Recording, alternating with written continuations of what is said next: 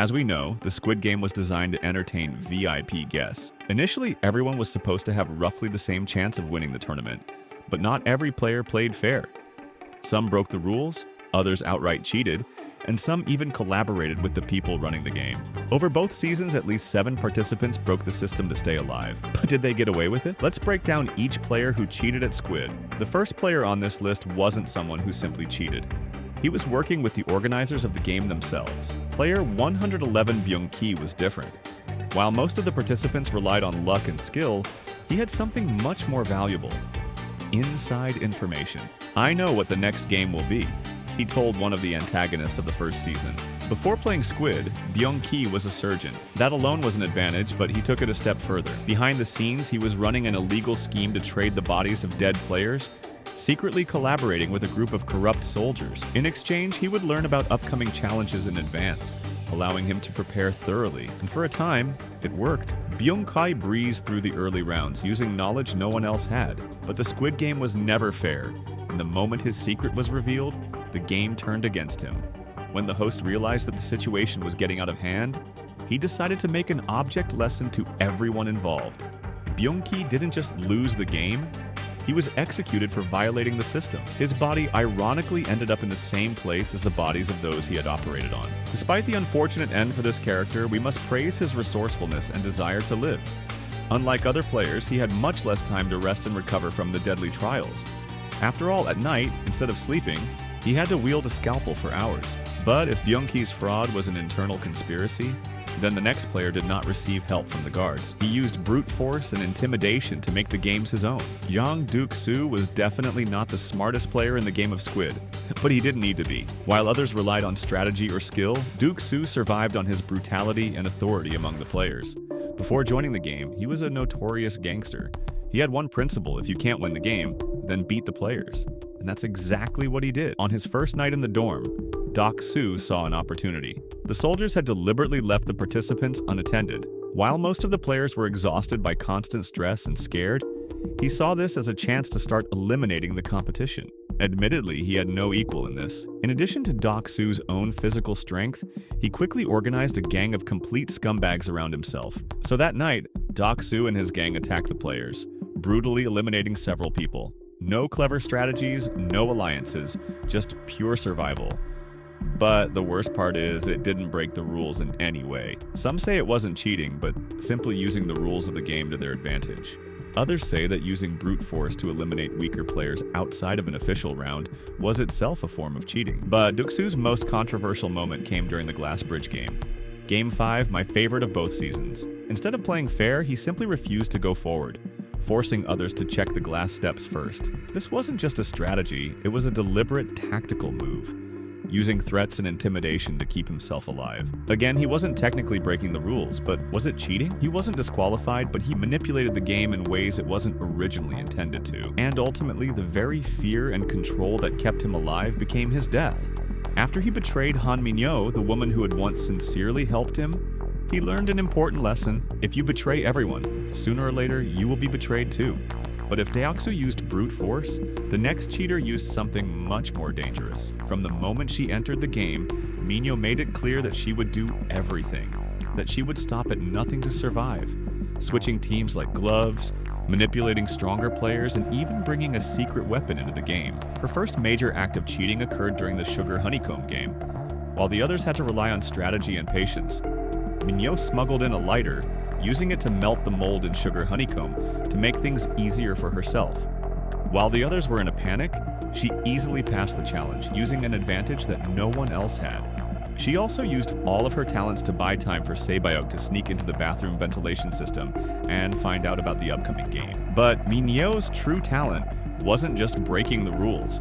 She clearly knew how to build relationships that worked for her. She formed an alliance with Jang Duk-soo, using charm and seduction to ensure her protection. But once she realized he no longer needed her, she turned on him, vowing to take revenge and eliminate Deok-soo.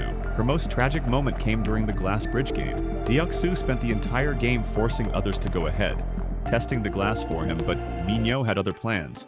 Instead of letting him get away with it again, she grabbed him and dragged him into the abyss with her. Was it cheating? Probably not, but it was poetic justice. The man who manipulated others was finally outplayed by the woman he underestimated. But if Minyo's deception was pure survival instinct, the next cheater on our list betrayed the only person who trusted him. Like most Squid Game participants, Sang-woo was forced into the deadly trials due to debt. After squandering millions and ruining his life, he used all his intelligence to get through the early stages. But his advanced mind is far from his only weapon. He also proved to be incredibly cunning and cruel enough to betray in order to survive. His worst deception came in episode 6, during a marble game. He teamed up with Ollie, the only person who truly trusted him.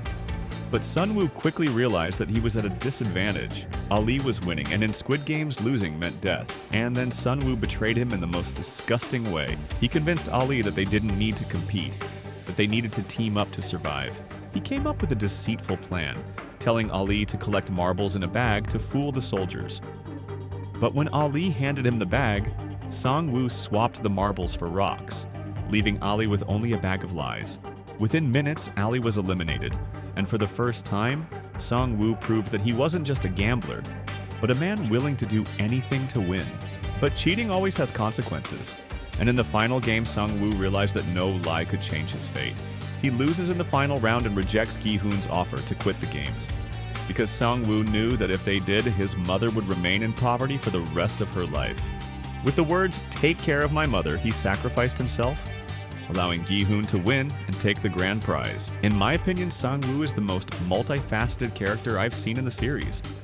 But if Sang-woo's betrayal was personal, the next player on the list cheated in a way no one could have predicted, because he shouldn't have been there in the first place.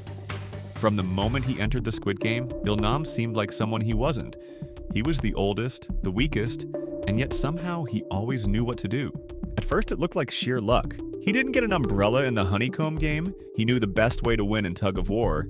And in the marble game he looked confused, wandering around like an old man who doesn't understand what's going on.